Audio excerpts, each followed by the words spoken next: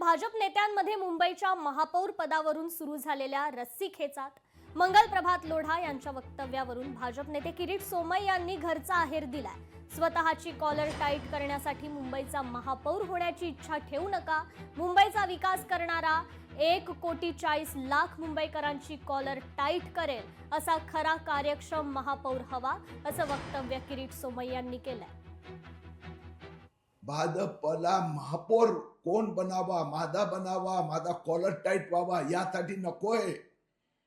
यावेळी भाजपा महायुतीचं बहुमत येणार आणि मुंबई महापालिकेला कॉन्ट्रॅक्टर मुक्त महापालिका, भ्रष्टाचार मुक्त महापालिका, विकसित महापालिका बनवण्याचं काम करणार। माझे जे सहकारी आहेत त्यांना पण मी विनंती करतोय की स्वतःचं कॉलर टाईट करण्यासाठी महापौर नाही, मुंबईचा 1,40,00,000 लोकांची कॉलर टाईट होणार असं काम करणारा महापौर।